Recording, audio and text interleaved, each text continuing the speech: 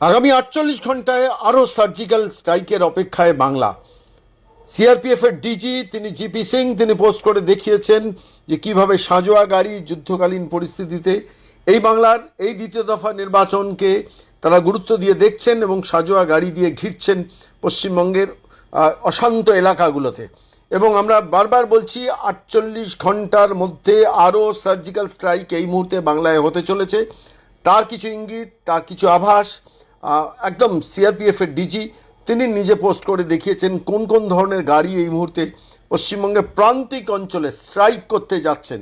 অপরাধী দেখলে, আসামি দেখলে, ক্রিমিনাল ব্যাকগ্রাউন্ড দেখলে এবং কোনো রকমভাবে নির্বাচনের দিন ডিস্টার্ব করতে দেখলে সঙ্গে সঙ্গে অ্যাকশন মোডে চলে যাবে সিআরপিএফ।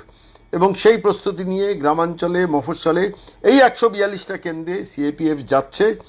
তার ইঙ্গিত, তার ছবি আপনাদের আজকের এই ভিডিওতে দেখিয়ে আজকের এই প্রতিবেদন শুরু করছি।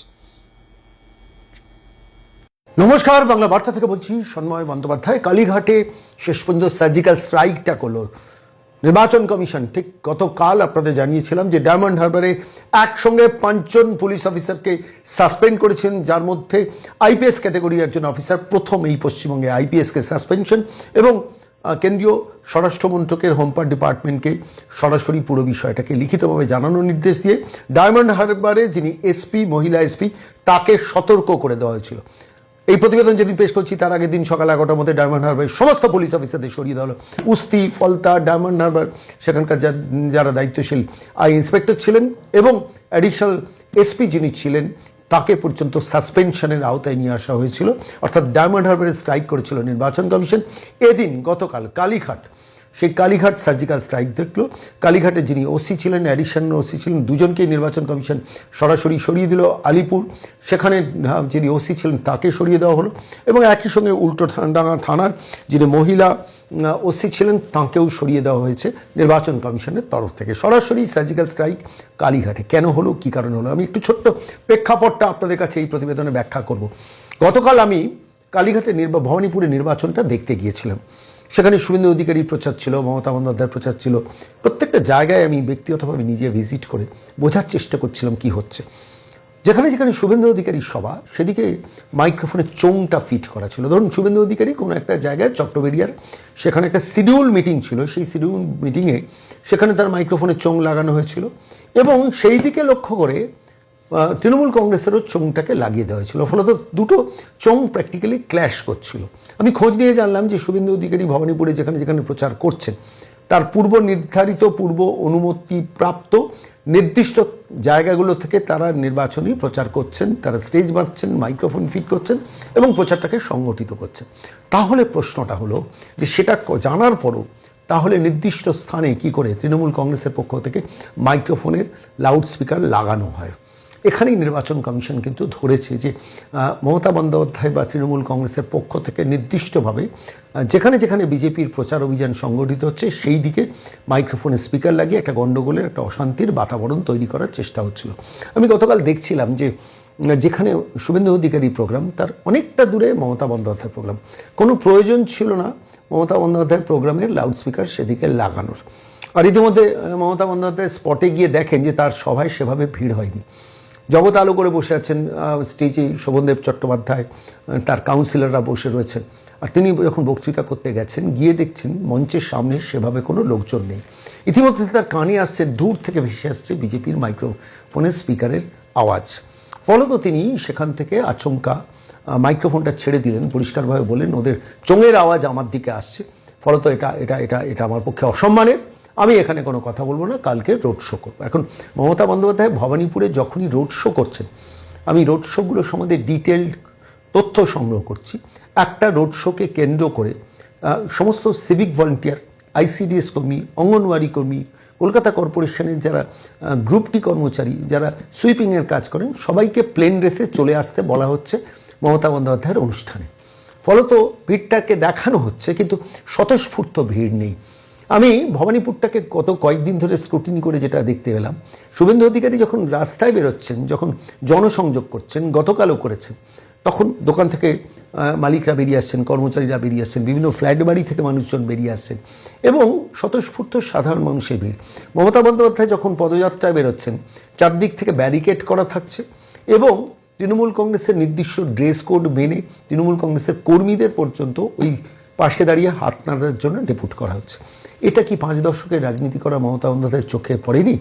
স্বতঃস্ফূর্ততার অভাব, সংগঠিত ভোটার জোগাড় করে, সংগঠিত দর্শক জোগাড় করে সেখানে দাঁড় করিয়ে রেখে মিডিয়ার কাছে একটা হাইপ তোলানো যে দেখো আমার সভায় তো ভিড়টা হচ্ছে, কিন্তু সেই ভিড়টার মধ্যে যে লুকিয়ে আছে কেমিস্ট্রি, সেই কেমিস্ট্রিটা হচ্ছে সাংগঠনিক chemistry.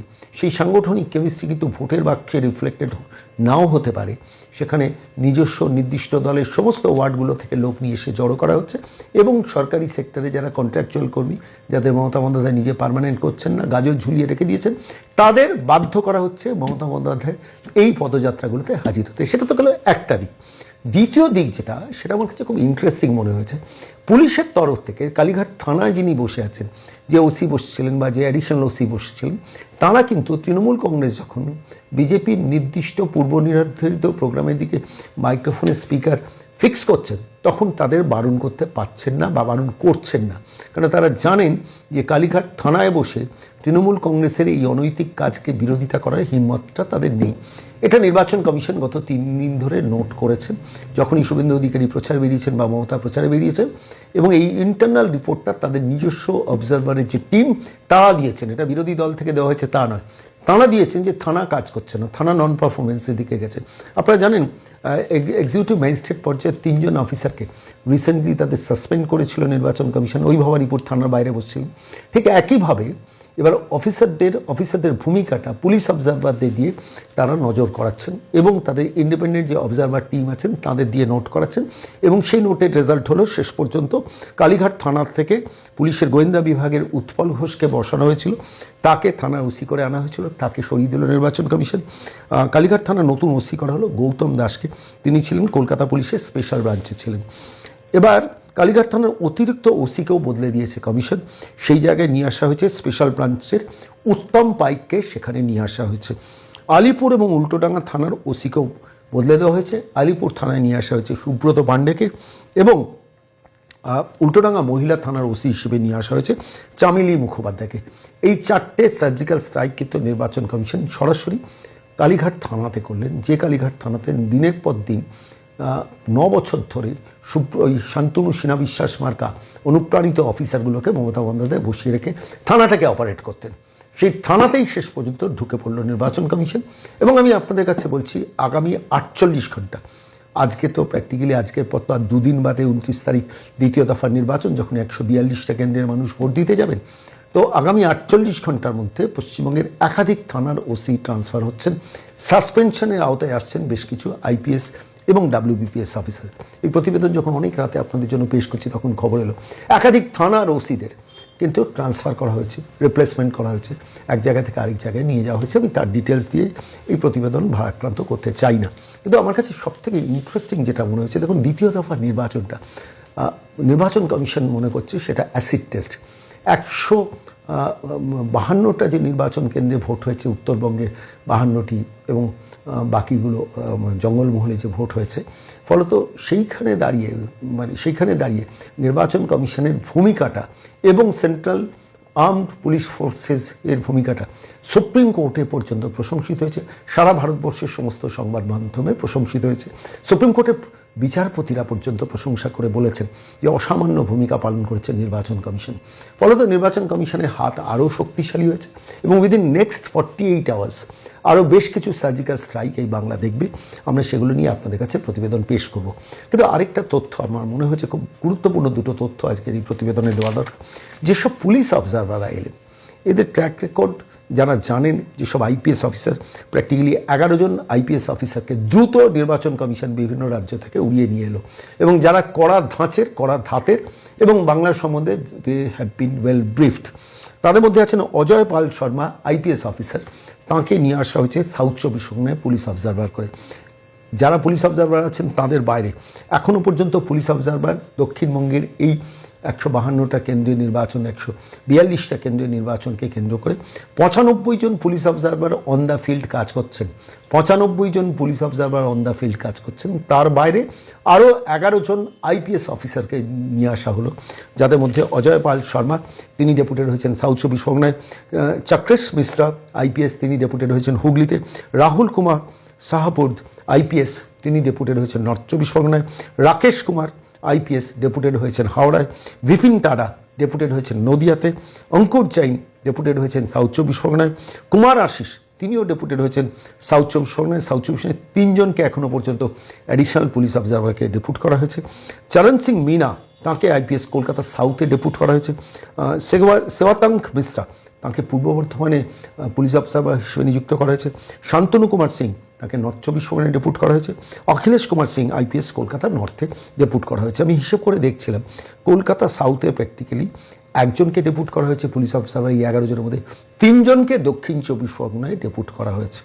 Overall central reserve police ফোর্সের লিস্ট আমি দেখছিলাম, তাদের মধ্যে ডায়মন্ড হারবারে 135 কোম্পানি ডেপুটেড হয়েছে, হাওড়া গ্রামীণে 147 কোম্পানি ডেপুটেড হয়েছে, কৃষ্ণনগরে 158 কোম্পানি, চন্দননগরে 83 কোম্পানি, পূর্ব বর্ধমানে 260 কোম্পানি, ব্যারাকপুরে 160 কোম্পানি, সুন্দরবনে 113 কোম্পানি, হাওড়াতে 110 কোম্পানি এবং রানাঘাটে 127 কোম্পানি। ওভারঅল সারা দক্ষিণবঙ্গকে প্র্যাকটিক্যালি নিশ্চিত নিরাপত্তার মধ্যে মুড়ে ফেলেছে নির্বাচন কমিশন। এতেও কিন্তু নির্বাচন কমিশন কিন্তু তার তৃতীয় নয়নটা খোলা রেখেছে, যেখান থেকে দাঁড়িয়ে কোন কোন পুলিশ অফিসারকে আইপ্যাককে দিয়ে, আইপ্যাক এখনও অপারেশন মোডে রয়েছে, এখনও মমতা অভিষেক তাদের বিভিন্ন ফোর্সকে কাজে লাগাচ্ছেন। পুলিশের মধ্যে যারা শান্তনু সিনহা বিশ্বাসের অনুগামী আছেন, কিংবা বিনীত গোয়েলের সার্কিটের লোক আছেন, কিংবা রাজীব কুমারের সার্কিটের লোক আছেন, তাদের কিন্তু মমতা অভিষেক এখনও কাজে লাগাচ্ছেন। নির্বাচন কমিশনের হাতে সেই তালিকা এসে গেছেন কোন কোন অফিসাররা এখনও কিভাবে কোথায় কোথায় তৃণমূল কংগ্রেসকে জেতানোর জন্য অপারেশন মুডে আছেন, ফ্রি অ্যান্ড ফেয়ার নির্বাচন আটকানোর জন্য অপারেশন মুডে আছেন, তার তালিকা কিন্তু নির্বাচন কমিশনের হাতে চলে এসছে। ফলত আগামী 48 ঘন্টা অর্থাৎ এই 26 তারিখের পর 27, 28 দুদিন, এই দুদিনে কিন্তু একাধিক পুলিশ অফিসার কিন্তু সাসপেনশনের আওতায় আসবেন। নির্বাচন কমিশন কিন্তু অনেক রাত পর্যন্ত, আজকে যখন এই প্রতিবেদন পেশ করছি তখনও পর্যন্ত তাদের বৈঠক চলছে। আমি বিভিন্ন সোর্সে যে খবরগুলো সংগ্রহ করেছি সেগুলোই বাংলা বার্তায় আপাতত দিলাম। দেখুন, প্রথম দফার নির্বাচনে 152টি নির্বাচনে বারবার আপনারা আমার কাছে প্রশ্ন করছেন যে সঙ্গবাবু কী হবে, আপনার অবজারভেশন কী? আমি পরিষ্কারভাবে বলছি, প্রথম দফার নির্বাচনে অ্যাডভান্টেজ বিজেপি হয়েছে। দ্বিতীয় দফার যে 142টা কেন্দ্রীয় নির্বাচন হচ্ছে সেখানে সাংগঠনিকভাবে তৃণমূল কংগ্রেস বেশ শক্তিশালী। আসলে শহরে চুরি করার টাকার পরিমাণটা অনেক বেশি। একজন তৃণমূল কংগ্রেসের কাউন্সিলরের জীবন বৈভব, যিনি সাইকেল চড়ে ঘুরতেন তিনি স্করপিও চড়ে ঘোরেন, যিনি আগে দীঘাতে বছরের শেষে ছুটিতে বেড়াতে যেতেন তিনি আজকাল হনুলুলুতে বেড়াতে যান। ফলত স্বাভাবিকভাবে তাদের আগে অগাধ টাকার শক্তি, এবং এই টাকাটা তৃণমূল কংগ্রেসের এই ছোটো মেঝো সেজো নেতারা সাংগঠনিকভাবে কিছুটা ডিস্ট্রিবিউট করেন, ডিসেন্ট্রালাইজ করেন। ফলত চোরেদের সংখ্যা তৃণমূল কংগ্রেসের দক্ষিণবঙ্গের সংখ্যাটা কিন্তু অনেক বেশি। দেখুন, গ্রাম বাংলায় কি চুরি হয় না? তৃণমূল কংগ্রেসের নেতাগুলো চোর না, বড় চোর আছে, ডাকাত আছে, অনেকে আছে। কিন্তু আমি বলছি এই জেলাগুলোতে, দক্ষিণ চব্বিশ পরগনা ইন পার্টিকুলার, যেখানে 7 লাখ ভোটে জেতা যায়, তো সেই দক্ষিণ চব্বিশ পরগনা, উত্তর চব্বিশ পরগনা, কলকাতা, হাওড়া, হুগলি, নদিয়া, পূর্ব বর্ধমান, এইসব জেলাগুলোতে কিন্তু, নদিয়াকে আমি এর আওতায় আনবো না, কিন্তু এইসব জেলাগুলোতে মারাত্মক চুরি, টাকা তোলাবাজি, কাটমানি, কমিশন, ঘুষ এবং অবশ্যই সরকারি প্রকল্পগুলো থেকে টাকা লুট, কন্ট্রাক্টরদের ইনভলভ করা মানে পলিটিক্যাল প্রসেসের মধ্যে, করে কমে খাওয়া নেতা, কাউন্সিলর, চেয়ারম্যান, সমস্ত কিছুরই এই যে একদলীয় চুরির একটা শাসন ব্যবস্থা পশ্চিমবঙ্গের দক্ষিণবঙ্গে গড়ে উঠেছে। ফলত এখানে ডাকাতদের সংখ্যাটা অনেক বেশি। গ্রামে যদি চোর তৃণমূলের সংখ্যা বেশি হয়, শহরে কিন্তু ডাকাত তৃণমূলের সংখ্যা বেশি। এবং একটা কাউন্সিলর দেখবেন তৃণমূলে কী স্টাইলের লাইফস্টাইল লিড করেন, কত কোটি টাকার অবৈধ প্রপার্টির মালিক, তারা তো নির্বাচনটাকে জেতার জন্য সমস্ত কিছু শক্তি প্রয়োগ করবেন। সেইটাকে আটকে দিয়ে রুখে দাঁড়িয়ে নির্বাচন কমিশনের কিন্তু অ্যাসিড টেস্ট দক্ষিণবঙ্গের এই নির্বাচনটাকে সম্পূর্ণ ত্রুটিমুক্ত রাখা। কি হবে নির্বাচনের রেজাল্ট সেই নিয়ে আমি চর্চা করব না, কিন্তু আমি বলছি উত্তরবঙ্গের নির্বাচন সম্বন্ধে আমি টুকরো টুকরো খবর প্রচুর সংগ্রহ করেছি। ঢেলে মানুষ ভোট দিয়েছেন, 93% মানুষের ভোট উত্তরবঙ্গ এবং জঙ্গলমহলে। মাইনরিটি এলাকার ভোট বিভিন্ন রকম ফ্র্যাকশন হতে পারে। অবশ্যই মুর্শিদাবাদে তৃণমূল কিছুটা এগিয়ে থাকবে, মালদহে কিন্তু তৃণমূল নিশ্চিহ্ন হয়ে যাবে। উত্তরবঙ্গের একাধিক জেলাতে তৃণমূল কিন্তু প্র্যাকটিক্যালি শূন্য হয়ে যেতে বসছে, সেরকম একটা পরিস্থিতি তৈরি হয়েছে আমি যা খবর সংগ্রহ করেছি। কিন্তু ওভারঅল এই 152টা আসনের মধ্যে প্রচুর সংখ্যক আসনে বিজেপি লিড করবে, জিতে যাবে। যার জন্য আপনারা দেখেছেন নরেন্দ্র মোদী এবং অমিত শাহ রক্তের স্বাদ পেয়ে গেছেন। তারা দুজনেই কিন্তু কলকাতায় এই মুহূর্তে রয়েছেন। নরেন্দ্র মোদী রাজভবনে রয়েছেন, অমিত শাহ কিন্তু নির্দিষ্ট একটি হোটেলে বসে অপারেশন করছেন। বসে থেকে নির্বাচনের প্রস্তুতি কমপ্লিট করে তবে তারা দিল্লির দিকে উড়ে যাবেন। এটা মমতা বন্দ্যোপাধ্যায়ের যন্ত্রণা বাড়িয়েছে, অভিষেকের যন্ত্রণা বাড়িয়েছে। কারণ চুরি করার ক্ষেত্রে প্রশাসনের সাহায্য যদি তারা না পান, যেদিন মমতা বন্দ্যোপাধ্যায় অভিষেক বন্দ্যোপাধ্যায় ক্ষমতা থেকে চলে যাবে না, 5 মিনিটে পুলিশ অ্যাডমিনিস্ট্রেশনের চেহারাটাই বদলে যাবে। চোর গুন্ডা ক্রিমিনাল দিয়ে যে তৃণমূল দলের বৃত্তটাকে সাজিয়েছে নিমেষে ধ্বংস হয়ে যাবে। সেই দিনটা কি 29 এপ্রিল হবে? অপেক্ষা করছে অনেকগুলো ফ্যাক্টরের উপর। বামপন্থীদের ক্ষেত্রে আবার বলছি, বিকাশ ভট্টাচার্য ছাড়া দক্ষিণবঙ্গে সিপিএমের কোনো প্রার্থীর কোনো জেতার সম্ভাবনা নেই। তৃতীয় হওয়ার সম্ভাবনা সব জায়গায়, এবং নোটার সঙ্গে তাদের লড়াই, কিংবা ওটা আর একটু সম্মানজনকভাবে বলতে গেলে জামানত জব্দ বাঁচানোর লড়াই। কোনো ক্ষেত্রেই কিন্তু তারা জিততে পারবেন না। তাহলে তারা লড়ছেন কেন? রাজনৈতিক দল তারা লড়বেন ঠিকই, কিন্তু তারা ওই 7% 8%-এর আশেপাশে বিচরণ করবেন, এক্সেপ্ট বিকাশ রঞ্জন ভট্টাচার্য। এটা বোঝার জন্য কোনো বিশেষজ্ঞ হওয়ার দরকার নেই। নির্বাচনী পাটিগণিত, বীজগণিত, 2021-এর নির্বাচনের রেজাল্ট, 2024-এর নির্বাচনের রেজাল্ট, তার মধ্যে ঘটে যাওয়া 2022-এ পুরসভা নির্বাচন, সমস্ত কিছু অ্যানালিসিস করলে দেখা যায় যে বামপন্থীরা নির্বাচনের চাকচিক্য বাড়িয়েছেন। কিন্তু বামপন্থীদের কোনো প্রার্থীর দক্ষিণবঙ্গে, আবার বলছি, বামপন্থীদের কোনো প্রার্থীর দক্ষিণবঙ্গে জেতার কোনো সম্ভাবনা নেই, এক্সেপ্ট বিকাশ রঞ্জন ভট্টাচার্য। আপনারা প্রশ্ন করতেই পারেন বিকাশবাবুর ব্যাপারে আপনি এই কথাটা বলছেন কেন? তার অনেক কারণ আছে, সেটা ব্যাখ্যা করব। যে যাদবপুরে বিকাশবাবু অসামান্য লড়াই একটা দিচ্ছেন, কিন্তু তিনি জিতবেন কিনা সেটা ভোটাররা বলবে, আমি সেটা বলছি না। কিন্তু আদারওয়াইজ দীপশিতা ধর বলুন, মীনাক্ষী মুখোপাধ্যায় বলুন, কলতান দাশগুপ্ত বলুন, যেসব প্রার্থী দাঁড় করিয়েছেন বামপন্থীরা, চাকচিক্য আছে, গ্ল্যামার আছে, প্রচারের আলো আছে, কিন্তু ওই 7, 8, 10%-এর বেশি ভোটেরা কেউ টানবেন না। লড়াইটা কিন্তু তৃণমূলের সঙ্গে বিজেপির। এটা বলার জন্য আমি বলছি কোনো বিশেষজ্ঞ হওয়ার দরকার নেই। নির্বাচনী রেজাল্টগুলো অ্যানালিসিস করলেই বোঝা যাবে। যারা গতবারের নির্বাচনে 7, 8%, 10% 21 সালে 24 সালে পেয়েছেন, এমন কিছু মহাভারতের ইতিহাস নতুন করে লেখা হয়নি যেখানে ওই 7, 8%টা 42%-এ দাঁড়াবেন। ফলত এটা সিপিএমও জানে যে তাঁদের লড়াইটা এবারে খাতা খোলার লড়াই। বিধানসভায় অন্তত 2-4 জন বামপন্থী বিধায়ক যাবেন কিনা তার লড়াইটা কিন্তু হচ্ছে পরিষ্কারভাবে বিজেপির সঙ্গে তৃণমূল কংগ্রেসের। এবার যেখানে বিজেপি জিতবে সেখানে বিজেপির প্রার্থীদের জেতানো উচিত। যেখানে আইএসএফ ভাঙড়ে জিতবে, আইএসএফের প্রার্থীকে জেতানো উচিত। মধ্যবঙ্গে যেখানে মুর্শিদাবাদ বা মালদা, যেখানে কংগ্রেসের জেতার সম্ভাবনা বা সিপিএমের কোনো জায়গায় শক্তি আইএসএফের সঙ্গে জেতার শক্তি, সেখানে জেতানো উচিত।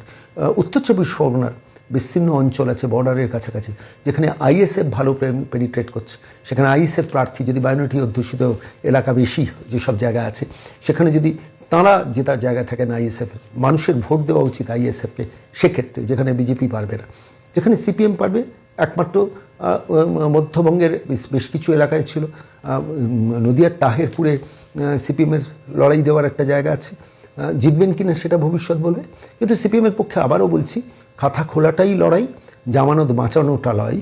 মূল লড়াইটা কিন্তু বিজেপি ভার্সেস তৃণমূল। এটা শুনলে অনেক বামপন্থীর বন্ধুরা রেগে যাবেন, কিন্তু যেটা বাস্তব সেটা বিশ্লেষণ করলাম। কিন্তু চোর তাড়ানো দরকার, ডাকাত তাড়ানো দরকার, লুম্পেন তাড়ানো দরকার। মমতা বন্দ্যোপাধ্যায়, অভিষেক বন্দ্যোপাধ্যায় ক্রিমিনাল গ্যাংটাকে হারিয়ে তারপর আপনি মোদির বিরুদ্ধে লড়ুন। That should be the need, that is the need of the hour, that should be the strategy of all left minded people, all independent people, এবং যে কোনো মানুষ যারা পশ্চিমবঙ্গের এই রাহুর রাজ থেকে মুক্ত করতে চাইছেন, তাদের এই অবস্থানটাই নেওয়া উচিত। ভুল বললাম কিনা লিখবেন কমেন্ট বক্সে, কিন্তু যা সত্য তাই লিখলাম। নজর রাখবেন বাংলা বার্তায় সকাল 8টায় আমরা যা তথ্য, সেই তথ্যগুলো নিয়ে আসবো। কোনো গল্প কথায় বিশ্বাসী নই, কিন্তু অনেক তথ্য এমন ডেভেলপ করছে যে তথ্য বলছে এই লড়াইটা সম্মুখ সমরে বিজেপি ভার্সেস তৃণমূল। বামপন্থীরা একদম ফর্মিডেবল ফোর্স, মানে ফর্মিডেবল নয়, নেগলিজেবল ফোর্স প্র্যাকটিক্যালি। আপনারা ফর্মিডেবল কথাটা শুনে হয়তো কেউ আশান্বিত হবেন না, কোনো সম্ভাবনা নেই। আবারও বলছি, বামপন্থীদের এক্সেপ্ট বিকাশ রঞ্জন ভট্টাচার্য কোনো সিটে দক্ষিণবঙ্গে লড়াইয়ের সামান্য পর্যন্ত জায়গায় লড়ছেন, কিন্তু সামান্য এগোনোর ক্ষমতা নেই। ওই 7,000, 8,000, 7-8%, বড়ই 10-12% পর্যন্ত উঠতে পারেন, তাতে কিন্তু তৃণমূল বেরিয়ে যেতে পারে। সেই জায়গাটা সতর্ক থাকুন। তৃণমূলকে হারান, প্রয়োজন হলে বিজেপিকে জেতান, জিতিয়ে আপনি বিজেপির বিরুদ্ধে লড়াই করুন। এটাই কিন্তু এই মুহূর্তে বাংলার মানুষের থিওরি হওয়া উচিত। মানবেন কিনা সিদ্ধান্ত আপনার।